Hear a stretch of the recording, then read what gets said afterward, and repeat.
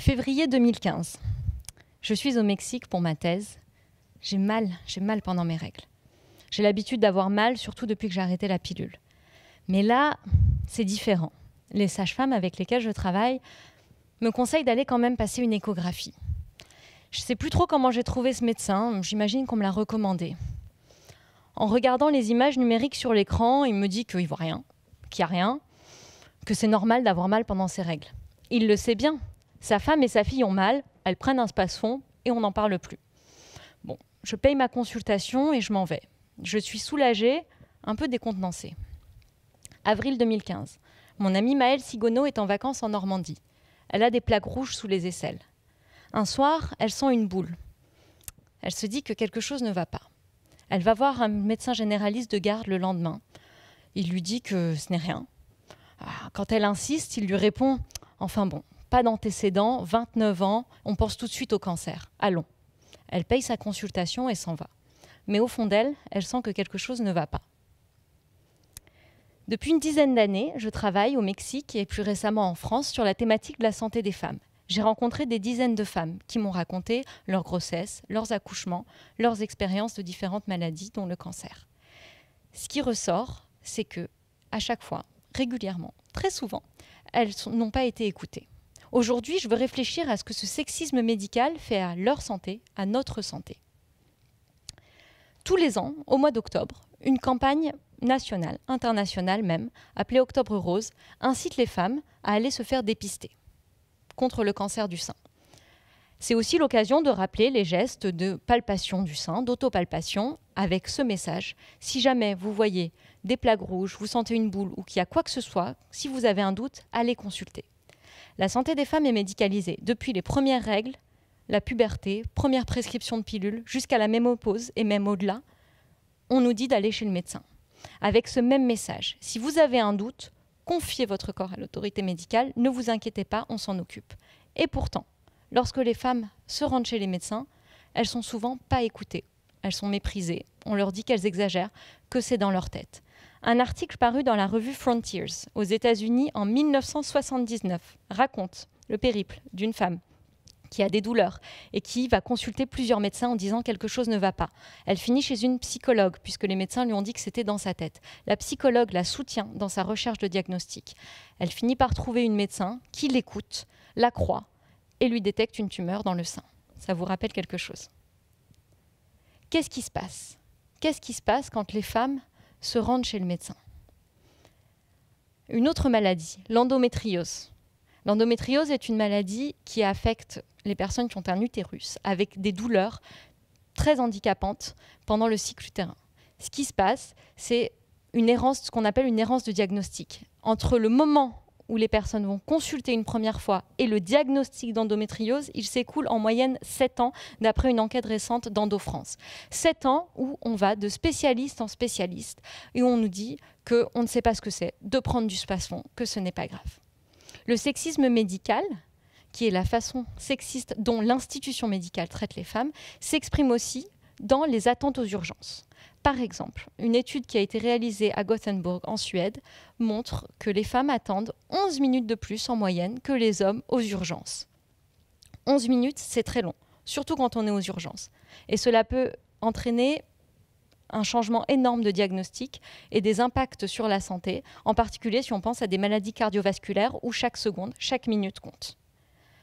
Pour ma part, 4 ans plus tard, après ce rendez-vous chez le médecin mexicain, ma gynécologue à Paris m'a prescrit une IRM et on m'a détecté une forme d'adénomiose, qui est une forme d'endométriose. Pour Maëlle, 8 mois plus tard, c'est 8 mois plus tard qu'on lui a détecté un cancer du sein métastatique. Voilà. Le sexisme médical, le fait de ne pas croire les femmes, peut aussi entraîner des maltraitances et des violences. Et ici, je voudrais faire le parallèle entre le parcours d'oncologie et le parcours de grossesse-accouchement. Les violences obstétricales sont venues sur le devant de la scène depuis 2015 et en particulier en 2017, lorsqu'un rapport a été commandé au Haut Conseil à l'égalité entre les femmes et les hommes. Là, les femmes se sont mises à parler, à raconter sur les réseaux sociaux les violences qu'elles ont vécues dans les cabinets des gynécologues, les violences gynécologiques, les violences qu'elles ont vécues pendant leur accouchement ou leur IVG, ce qu'on appelle les violences obstétricales. Et avec Maëlle, nous avons aussi réfléchi à ce que sont les violences dans le parcours du cancer, les violences oncologiques. Ces violences-là, elles apparaissent quand les femmes sont nues et vulnérables face à des inconnus qui regardent leur sein, leur vulve, leur vagin. Comment est-ce qu'on peut se défendre dans ces moments-là? Les violences obstétricales et oncologiques ont la particularité de s'exercer sur des corps féminins.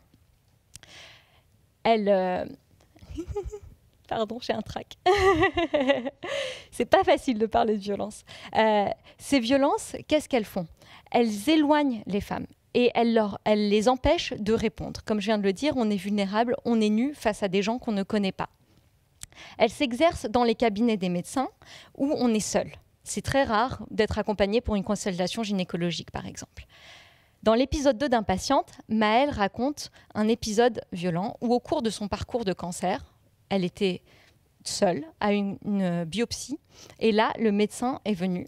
Et malgré le fait qu'elle retire son consentement à la biopsie, qu'elle dise « non, arrêtez, j'ai mal », il a continué. Et il l'a laissée en pleurs et en sang. Les violences obstétricales, par exemple, ça peut être une épisiotomie, qui est une incision du périnée non consentie. Le point du mari, qui est de recoudre cette épisiotomie un point plus serré, avec l'idée que cela donnera du plaisir au conjoint. Donc le corps des femmes au service du corps masculin. Les violences obstétricales, c'est aussi, et en ce moment, de nombreux témoignages sur l'expression abdominale. L'expression abdominale, c'est le fait d'appuyer sur le fond utérin pendant la phase d'accouchement. On a des témoignages très violents de personnes du corps médical qui appuient, et c'est une pratique interdite depuis 2007 par la Haute Autorité de Santé. Toutes ces violences, elles apparaissent dans des moments où les femmes sont vulnérables. Le parcours de cancer du sein, et qu'est-ce qu'on nous propose? Le parcours de cancer du sein, c'est des traitements assez lourds. C'est des chimiothérapies où on perd ses cheveux, où on perd ses sourcils, où on perd ses ongles. L'accouchement, c'est un moment très intense. C'est un moment où on a mal. Dans le parcours du cancer du sein, les femmes auraient peut-être besoin de soutien, et c'est ce que Maëlle racontait, de soutien psychologique, de soutien administratif et financier. Ce qu'on lui propose, c'est de la réassigner à la féminité. Ce qu'on propose, et là je ne parle pas de choix individuels qui font que pour supporter ces traitements très lourds, on a besoin de se sentir belle, de se maquiller. Je parle vraiment du message qui est proposé aux femmes dans le parcours d'accompagnement du cancer du sein. Qu'est-ce qu'on leur propose? On leur propose de mettre des perruques pour ne pas montrer qu'elles n'ont plus de cheveux. On leur propose de mettre des soutiens-gorge avec des prothèses pour ne pas montrer qu'elles n'ont qu'un sein suite à une mastectomie. Donc tout cela, ça fait rester dans le rang, comme disait Maëlle. On reste dans le rang, on reste féminine. Dans le cas de la grossesse et de l'accouchement, qu'est-ce qui se passe? On propose aux femmes une péridurale. En France, il y a 75% de femmes qui accouchent sous péridurale. Ce n'est pas du tout le cas en Angleterre, dans d'autres pays. Donc il y a vraiment quelque chose de culturel qui se joue. Et des études anthropologiques montrent que la péridurale a l'avantage de rendre des femmes silencieuses, de faire des accouchements silencieux. Donc ce qu'on demande aux femmes, c'est de ne pas faire de bruit. Et celles qui refusent la péridurale et qui changeraient d'avis ou crieraient ou feraient trop de bruit, alors là, se voient gronder au mieux, disputer ou maltraiter verbalement. Les femmes n'ont qu'un seul chemin, c'est celui de la bonne patiente, la patiente qui est compliante, la patiente qui va chez le médecin quand on lui dit, qui pose des questions, mais pas trop attention, des questions au bon moment, et surtout ne remet pas en cause l'ordre médical.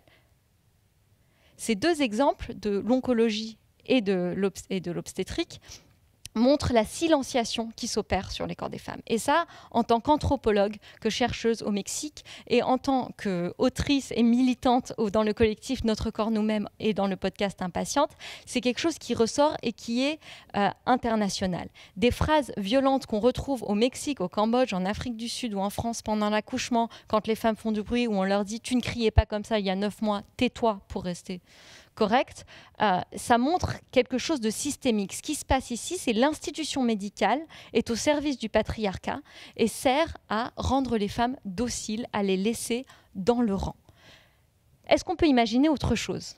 Oui, on peut imaginer une autre médecine. Et c'est ce qui est en train de se passer. Est-ce que ça marche? Voilà. Qu'est-ce qui se passe? On voit des soignants et des soignantes qui s'organisent comme lors de manifestations contre les violences obstétricales et gynécologiques, et aussi des réseaux de patientes qui se créent. Des patientes qui parlent entre elles. Parce que dans le cas du cancer du sein, on n'a que des solutions cosmétiques à proposer, des réseaux se créent. Et ça, on a reçu énormément de témoignages dans le podcast Impatiente. Des femmes qui parlent entre elles au cours de l'accouchement et aussi autour du postpartum. Les réseaux qui se créent sont des réseaux de solidarité qui se font en dehors de l'institution médicale. Et lorsque les femmes arrivent armées de ces savoirs-là, de ces questionnements au sein de l'institution médicale, de nouveau, elles sont face à une porte close. Donc moi, je pense qu'on peut croire en une médecine qui ne soit pas une médecine patriarcale, qu'on voit des mouvements qui sont en train de s'organiser face à ces injonctions pour les déconstruire. Les moments de vulnérabilité que représentent le cancer, la maladie chronique, le handicap, en fait, constituent aussi des espaces où on peut questionner et sortir de la norme. Sortir de la norme, s'en défaire, c'est ce que font les femmes lorsqu'elles parlent entre elles, et elles parlent en dehors du regard médical, du regard masculin, du regard des médecins. Donc la médecine peut être féministe et c'est à nous de la construire. Merci.